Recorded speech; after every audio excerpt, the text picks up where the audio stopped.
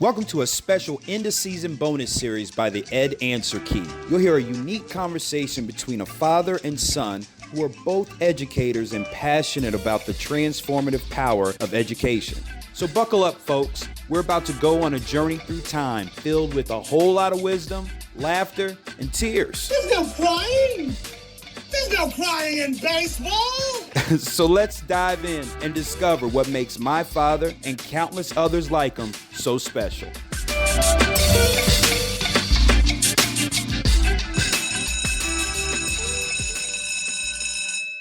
How do you approach teaching students from diverse backgrounds and abilities, whether it be, race, ethnicity, medically fragile students, Right. With IEPs or multilingual learners? Show no favoritism. They understand when you doing this for somebody and you're not doing it for me. Even with my discipline, I'm going to explain it. This is what's going on. Mm-hmm. This is what I see that you did.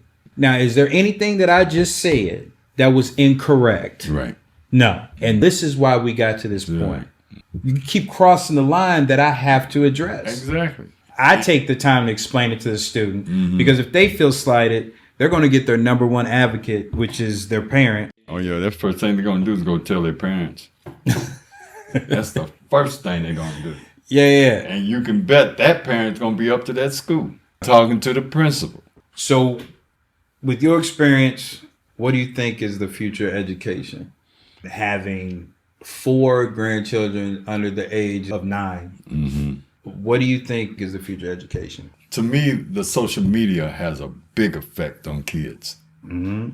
And you more or less have to adapt to it. You're going to have to be flexible enough to do that. Mm-hmm. As far as education, what Emily's going to face, it's hard to say. Because about every 5 years, things change anyway. Mm-hmm. You got to be flexible enough to change with it. But yet still, you got to hold up your standards as far as this is what you have to do in order to achieve. You just can't slide by and think you're going to get over it. Mm-hmm. You got to put some kind of effort in it. Mm-hmm. And for them to put that effort in it, you need that parental support. Mm-hmm. You got to have that parental support. That's where a lot of kids come up short because they don't have that parental support, especially in the public school. Mm-hmm. It's not a lot of them, but it's too many of them. I feel like there would be more support if families were more knowledgeable about the nuances of what goes on with education right now. I feel like the barrier of entry for a parent to be involved is much higher than what it used to be.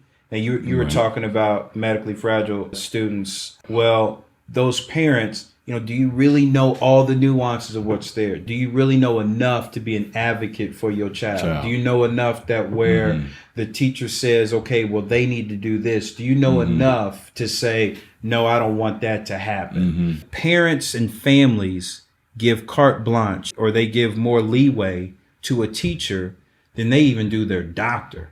If a doctor tells you one thing, you get a second opinion. You could at least WebMD somebody. But as for a teacher, most parents are just like, well, okay. And these teachers are less trained than a medical professional. But there would be more parental involvement if it was laid out in layman's terms, in common speak on what are your expectations? What should you be expecting from the school, the teacher, the school board? How does that look? Well, I agree with you, but now these parents have gone through some of the system. Basically, same system, same techniques, because the fundamentals are going to be there. And those parents can inform other parents. They'll have influence over other parents because those parents will say, here's what happened to me. And if the parents go to the school and the teacher or the principal start explaining to them what needs to be done and all this and how we're going to do it, they'll listen. But it's not everybody, but it's too many of them who are not going to take it in unless they want to, Any parting words, Pop? No, just keep up the good work, man. Keep up the good work.